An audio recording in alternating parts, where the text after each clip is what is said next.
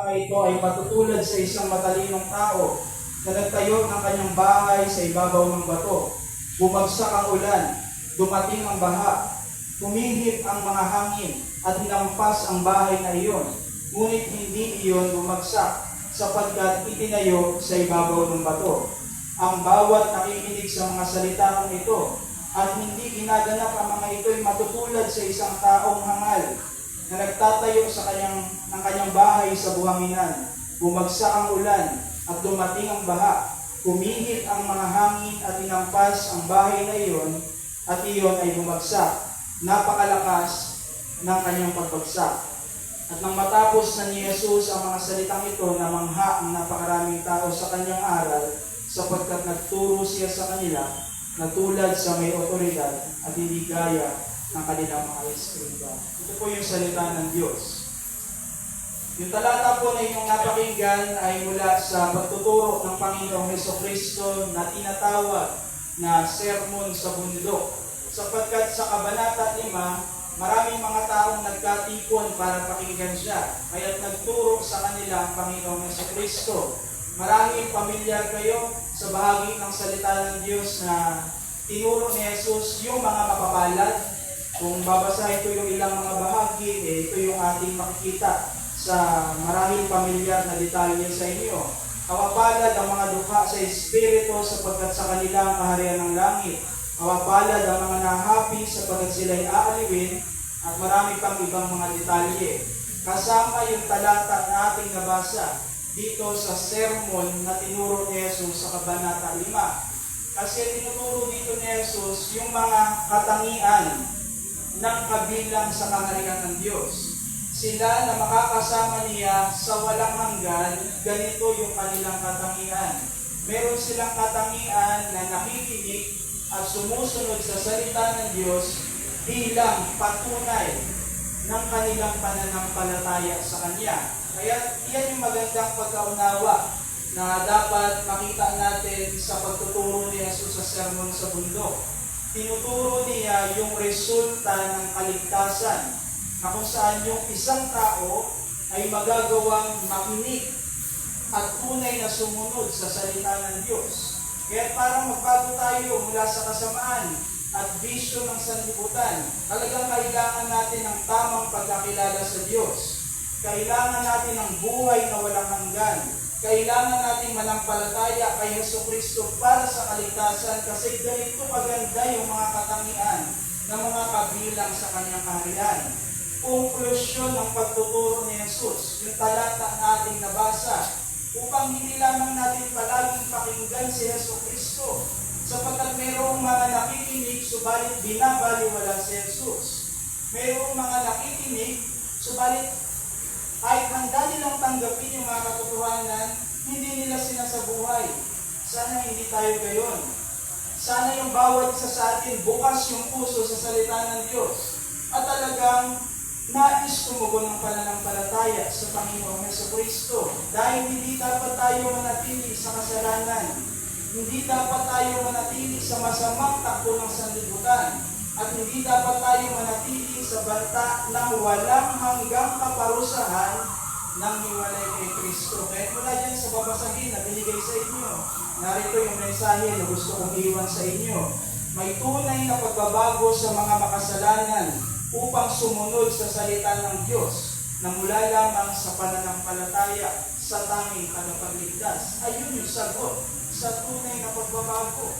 Ang pananampalataya kay Jesus para sa ating kaligtasan. Pwede niyong pag-aralan personal sa inyong mga tahanan ng inyong napapakinggan. Itong talata na ating binasa ay isinaayos ni Mateo sa estruktura ng dalawang uri ng landas ng buhay. Mayroong landas ng karunungan, mayroong landas ng kahangalan. Ang landas daw ng karunungan ay landas na sumasampalataya kay Jesus at tumutupad sa kanyang mga salita. Sana yan yung landas na tahakin mo, kaibigan. Kasi mayroong landas ng kahangalan na kung saan itinatakwil yung salita ng Diyos at nananatili sa kasalanan. Meron ba akong kinakausap ngayon na nais na manatili sa kanyang bisyo? Nais na manatili sa kanyang kasalanan? Kaibigan, landas iyan ang kahangalan ayon sa salita ng Diyos. At dahil mayroong dalawang landas na tinatalakay dito si Mateo ayon sa pagtuturo ni Jesus, ang landas mayroon siyang wakas. Yung landas may patutunguhan. Yung landas daw ng karunungan patungo sa buhay na walang hanggan. Yung landas ng kahangalan patungo sa walang hanggang parusa ng kasalanan. Kaya talagang tumugon dapat tayo ng pananampalataya kay Jesus. At pakinggan natin yung mga katotohanan na kanyang sinabi sa talata na ating binasa. Tingnan natin yung una, pagtuturo na sinabi ni Jesus. Kasi iyan yung nakita natin at napakinggan sa talata. Ano yung pagtuturo na binigay dito ni Jesus? Mayroon daw na babala sa maling paraan ng kaligtasan. Yan yung pagtuturo na kanyang iniwan. Pinakita sa atin dyan ni Jesus yung eksena sa darating na huling paghuhukom. Binigyan ng patikim ni Jesus sa ating talata kung ano yung mangyayari sa darating na paghuhukom. May mga makasalanan na parurusahan. Subalit, meron ding mga makasalanan na parurusahan dahil sa reason na mali yung kanilang pag-asa sa kaligtasan. Yan yung nangyari sa babala na tinuturo ni Jesus. Maraming ang may maling ilusyon na tatanggapin sila ni Jesus, subalit sila ay itatakwil. At ang dahilan niyon, mali yung kanilang pag-asa para sa kaligtasan. Sa binasa nating talata, yung mga tinakwil ni Jesus, hindi dahil alipin sila ng mga bisyo. Hindi gayon yung ating nabasa. Hindi dahil alipin sila ng mga mabibigat na kasalanan ng mundo. Hindi gayon yung ating nabasa. Ang nabasa natin may mga pinangahawakang mabubuting mga bagay, relihiyosong gawain, at doon nila binigay yung kanilang pag-asa at sila'y tinakwil ni Jesucristo. Ayan yung salita ng Diyos. Kaya dito ang mga paraan ng kaligtasan na hindi tinuturo ng Biblia, hahantong sa walang hanggang parusa. Kaya dapat tayong gumising sa ganyang mapandayang paniniwala na nangyayari tayo sa ating henerasyon. Marami sa inyo nakikinig ng salita ng Diyos. May mga pamilyar na mukha sa akin sa buwan ko na pagtuturo. At dito dapat kayong mag-ingat sa pagtunlad natin sa pag-aaral ng salita ng Diyos. Hindi lamang masama ang kasalanan. Masama din sa paningin ng Diyos yung pagkakaroon ng ibang pag-asa sa kaligtasan na hindi niya binigay. Maaaring ang tao ay maniwala na mayroong Diyos. Maaaring ang tao ay maniwala kay Jesus na siya ay talagang totoo sa kasaysayan at kahit magkaroon ng relihiyon. Subalit kahit ganyan yung tao, maaaring magkaroon siya ng maling pag-asa sa kaligtasan. Inilarawan ito ng ating talata sa detalye ang tumatawag kay Jesus, Panginoon, Panginoon. At iyan ay Hebrew repetition. Sa mga Hebreo, hindi sila naglalagay ng exclamation point para bigyan ng diin yung pahayag. Ang ginagawa ng mga Hudyo, inuulit nila yung salita. Kaya yan yung nangyari, Panginoon, Panginoon. May mga naniniwala kay Jesus. Totoo siya, Diyos siya, tagapagligtas siya. Pero yung kanilang paraan sa kaligtasan, hindi si Jesus. At sila'y tinakwil ni Jesus. Yan yung nangyari. Maaaring gumawa ang isang tao ng relihiyosong mga gawain. Ngunit siya pa din ay hahantong sa walang hanggang parusa dahil hindi mabuting gawa yung paraan ng kaligtasan. Hindi ba nariyan yung mga detalye sa ating talata? Ano yung mabuting gawa na sinabi? Nagtuturo ng salita ng Diyos. Kabilang yan sa ating nabasa. Pero hindi gawa natin yung paraan ng kaligtasan. At hindi natin dapat panghawakan iyan bilang pag-asa natin sa buhay na walang hanggan. Nabasa din natin, kahit mga mahimalang gawain, ano yung ginawa dito? Nagpalayas ng demonyo, gumawa ng kababalaghan sa pangalan ni Jesus. Pero dahil pinanghawakan nila ang mga iyon para sa kanilang kaligtasan, itinakwil sila ni Jesus sa darating na paghukom. Mahalagang maunawaan natin ang mga detalye na ito. Kasi mismong si Jesus ay nagpahayag ang pagkakaroon ng ibang paraan ng kaligtasan ay paggawa ng masama sa paningin ng Diyos. Diba yun yung sinabi niya? Lumayo kayo sa akin, mga magpagawa ng kasalanan. Yung gobyerno may otoridad sa mga batas, sa lipunan. Dapat natin sundin ang mga batas ng lipunan. May parusa sa pagsuway. Kung ang pamahalaan pa lamang ng tao may ganitong otoridad, mayroong otoridad ng Diyos na dapat natin kilalanin. Otoridad sa kaligtasan. Kaya dapat natin sundin yung paraan niya. At hindi tayo gumawa ng sarili nating paraan. Dahil iyan ay paglaba sa Diyos na may otoridad sa kaligtasan. Kaya mag-ingat tayo sa mga maling paraan na pinangahawakan ng mga tao para sa kaligtasan. Iisa lamang ang tagapagligtas na naririto sa Biblia. Si Jesus lamang. Wala nang iba. Hindi ka malilito sa tagapagligtas na meron sa Biblia. Kasi iisa lang yung napako sa krus ng Kalbaryo. Iisa lamang yung muling nabuhay. Siya lamang yung tagapagligtas. Pero kapag tinanong mo yung mga tao, iba-iba yung kanilang paraan kasi hindi nakabatay sa salita ng Diyos. Iisa lamang ang tagapagligtas ayon sa Biblia. At yung gawa na dapat panghawakan para sa ating kaligtasan ay ang tinapos na ginawa lamang ni Jesucristo. Iyan yung gawa na dapat nating ituring na pag-asa sa buhay na walang hanggan. Hindi gawa natin, kundi yung tinapos na gawa ni Jesus. Kasi there is only one Savior, and He is the Lord Jesus Christ. Kaya hindi ang mga nilalang sa langit ang tagapagligtas. Hindi ang sino mang banal na tao ng sanlibutan kahit pinuno pa ng relihiyon. Hindi institusyon ng relihiyon ang tagapagligtas. Si Jesucristo lamang at malinaw yung pinapayag ng Biblia.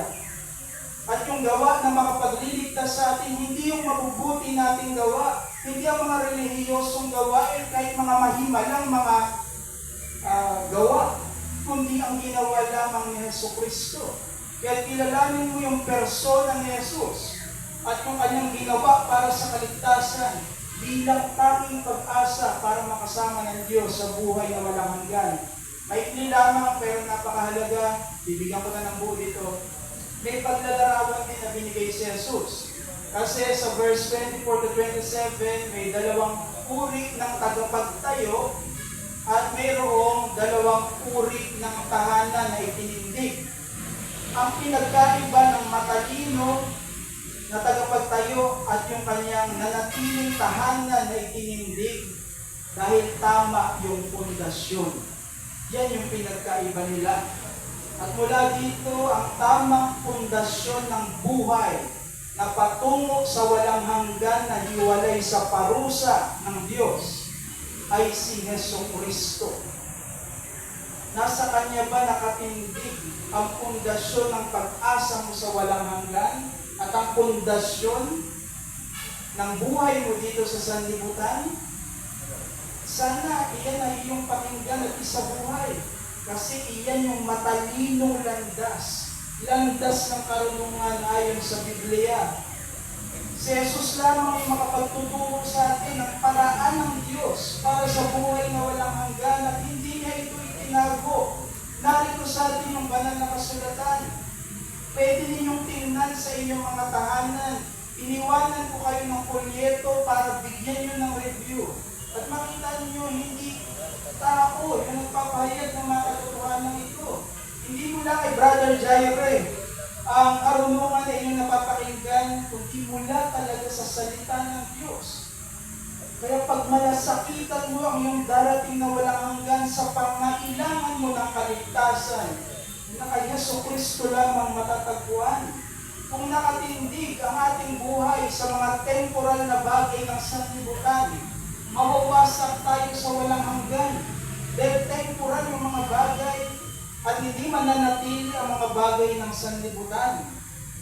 Pero kung nakatindig ang iyong pag-asa kay Jesucristo, na Diyos Anak, at tagapagligtas magpakailanman, na ang pananampalataya sa Kanya ay nagbabago sa makasalanan para sumunod sa salita ng Diyos, hindi tayo mawawasak sa parusa ng Diyos. Dahil yung krus ni Jesucristo, pinawing lahat, yung parusa ng Diyos para sa mga sumasampalataya sa Kanya. Ayan ang tagapagligtas na si Jesus. Napapansin natin yung mga sakuna sa mundo at dahil dito sa ating bansang Pilipinas, may mga bagyo, may mga pagbaha, may ganung detalye yung ating talata. Pero ano yung sagot? Bakit mayroong bagyo, baha, sakuna sa mundo? Kahit ang mundo ay nilikha ng Diyos na perpekto, bakit may mga ganyan sa sanlibutan? Sapagkat epekto iyan ng pagbagsak natin sa kasalanan. Bumagsak sa kasalanan yung sanglilikha, kaya may mga sakuna na sumisira ng buhay. Subalit ang higit na sakuna na dapat nating ingatan at mabigyan tayo ng babala ay ang sakuna ng huling paghukom ng Diyos sa mga makasalanan. Kaya't maunawaan mo sana yung pangangailangan mo sa tagapagligtas na si Jesucristo. Sundin natin si Jesus na ilagak ang buo nating pag-asa sa Kanya para sa ating kaligtasan. Maikli lamang yung panahon natin sa buhay na ito. Kung aalalahanin niyo ang inyong pagkabata, parang kahapon lamang. At pagkatapos ng buhay natin, haharap tayong lahat sa hukuman ng Diyos. At nakalulungkot, marami ang magkakamali para sa pag-asa nila na tanggapin sila ng Diyos sa Kanyang walang hanggang presensya. May mga ganyan sa huling paghukom. Sana hindi ka kasama doon. Kasi napapakinggan mo si Jesus, itinuturo sa iyo si Jesus, na tangi at sapat na tagapagligtas ng mga makasalanan, na ang pag-ibig niya sa atin ay nagtutulong na ibigin natin ng Diyos upang talikuran ang kasalanan sa buhay na ito at mabuhay talaga sa Kanyang kalooban.